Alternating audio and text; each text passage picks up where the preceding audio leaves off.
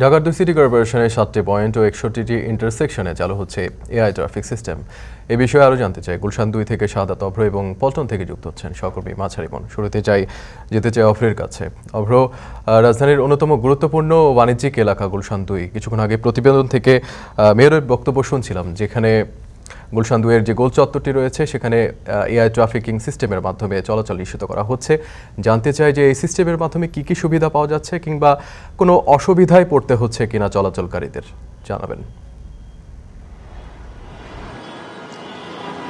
আপনি যেমনটি বলছিলেন, এই জায়গায় কিন্তু হচ্ছে ইতিমধ্যেই যেই বাতির মাধ্যমে চলাচল নিশ্চিত করা হয়েছে, এখানটায় কিন্তু হচ্ছে সময় বেঁধে দেওয়া হয়েছে।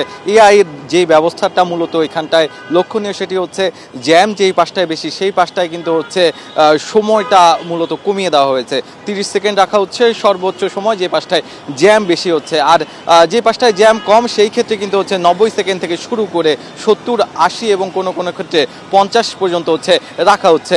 এই পাশে কিন্তু হচ্ছে যেই পাশটায় সময় বেঁধে দেওয়া আছে সেই সময় মতোই কিন্তু হচ্ছে বাতিগুলো জ্বলছে এবং পরবর্তীতে কিন্তু হচ্ছে বাতিগুলো নিচ্ছেও কিন্তু হচ্ছে সময় মতো। একই সাথে কিন্তু হচ্ছে এর পাশাপাশি মানুষ চলাচলের জন্য কিন্তু হচ্ছে জেব্রা ক্রসিংগুলোতে লাইট দেওয়া হয়েছে, যে সময় মতো মূলত হচ্ছে এই যে মানুষের চলাচল সেটাও যেন সময় মতো হতে পারে, সেটাও কিন্তু হচ্ছে এই এআই কন্ট্রোল যেই ট্রাফিক সিগন্যালটা আছে সেটির মাধ্যমে নিশ্চিত করা হচ্ছে।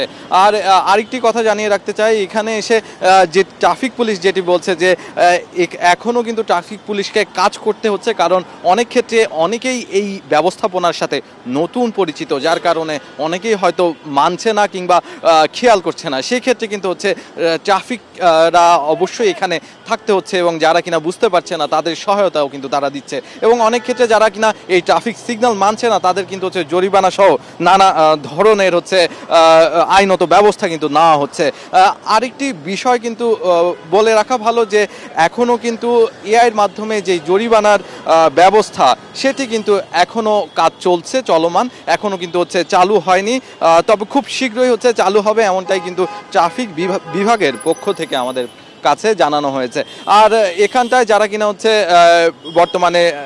বর্তমানে যারা কিনা হচ্ছে আছেন এবং যারা এই আইনগুলো ভঙ্গ করছেন তাদের জন্য কিন্তু হচ্ছে ট্রাফিক পুলিশ আছেন এবং ট্রাফিক পুলিশরা কিন্তু তাদের জায়গা থেকে সর্বোচ্চ কাজ করে যাচ্ছেন এবং জরিমানা করছেন। কিন্তু কিছুদিনের মধ্যেই কিন্তু অটোমেটেড মাধ্যমে, মানে এআইয়ের মাধ্যমেই কিন্তু এই যে জরিমানার ব্যবস্থাটা হবে। এই ছিল গুলশান ২ থেকে আমার কাছে সর্বশেষ। পল্টনে ইমনের কাছে যাব। ইমন, জানতে চাই যে পল্টন মোড়ে যেটি আমরা দেখে আসছি যে বাসগুলো যে চলাচল করে কখনোই লেন মেনে চলতে দেখা যায় না। এখন এই যে এআই ট্রাফিক সিস্টেম বাস্তবায়ন করা হবে সেক্ষেত্রে কি কি ধরনের চ্যালেঞ্জের মুখে পড়তে হবে ট্রাফিক পুলিশকে? বিপ্লব, আপনি যেটি বলছিলেন যে পল্টনের কথা, আসলে পল্টনের নয়, রাজধানীর অধিকাংশ যে সমস্ত জোন রয়েছে, ট্রাফিক জোন রয়েছে, সেখানে আমরা এটা দেখতে পাই যে শুধুমাত্র বাস নয়, রিক্সা, মোটরসাইকেল, এই সমস্ত যানবাহনগুলো আসলে খুব কমই আসলে ট্রাফিক সিগন্যাল মানার চেষ্টা করে এবং এক্ষেত্রে অনেক রকমের ভোগান্তিতে পড়তে হয় সড়কে যারা ট্রাফিকের দায়িত্ব পালন করে। সেক্ষেত্রে যদি এআই ব্যবস্থা যদি আসে, তাহলে এই ব্যবস্থা যদি আসে সেক্ষেত্রে অনেকটাই সহজ হবে। তবে এই প্রথম দিকের বাস্তবায়নের ক্ষেত্রে অনেকটা চ্যালেঞ্জের মুখে পড়তে হবে আইন শৃঙ্খলা বাহিনী বা ট্রাফিক ব্যবস্থার সাথে সংশ্লিষ্ট যারা রয়েছেন। এই মুহূর্তে পল্টন মোড়ের চিত্র যদি আমি আপনাকে জানাতে চাই, তাহলে একেবারে একটা ঘোলাটে অবস্থা দেখা যাচ্ছে।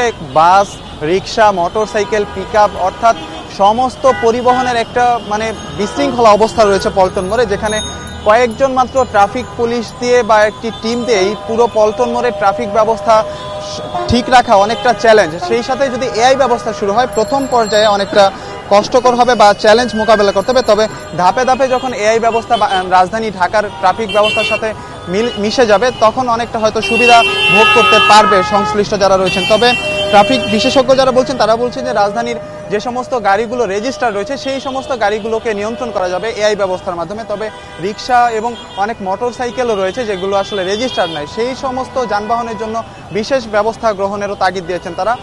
আর পল্টন মোড়টি অত্যন্ত গুরুত্বপূর্ণ এবং ব্যস্ততম মোড়, রাজধানী যে সমস্ত মোড়গুলো রয়েছে তার মধ্যে অন্যতম একটি। এখানে সদরঘাট, যাত্রাবাড়ি, পানির ট্যাঙ্কি, বিজয়নগর পানির ট্যাঙ্কি, সচিবালয়, অর্থাৎ বিভিন্ন পয়েন্টের থেকে গাড়িগুলো এসে এই পল্টন মোড় অতিক্রম করে যায়। সেক্ষেত্রে আসলে অনেকটা গুরুত্বপূর্ণ এবং অনেক জটের যে সৃষ্টি হয় সড়কে সেটিও একটা বিষয় হয়ে দাঁড়িয়েছে। যদি এআই সিস্টেম বাস্তবায়ন করা হয় এবং এখানে স্থাপন করা হয়, স্থাপন করার পরে প্রথম পর্যায়ে অনেকটা চ্যালেঞ্জের মুখেই পড়তে হবে সংশ্লিষ্ট যারা রয়েছেন সড়কে দায়িত্বশীল। তবে ধাপে ধাপে এই ব্যবস্থা যদি মিশে যায় রাজধানীর সড়ক ব্যবস্থার সাথে তাহলে অনেকটা উন্নত হবে। তবে যেটি বলছিলাম যে অনিবন্ধিত অর্থাৎ রিকশার মতো যে সমস্ত যানবাহনগুলো রয়েছে সড়কে চলাচল করে সেগুলোর নিয়ন্ত্রণ বা সেগুলোর তদারকির বিষয়টাও অনেকটা এখানে এসে দাঁড়িয়েছে। তো রাজধানীর পল্টন মোড় থেকে এই ছিল এআই ব্যবস্থা সংশ্লিষ্ট সবশেষ তথ্য।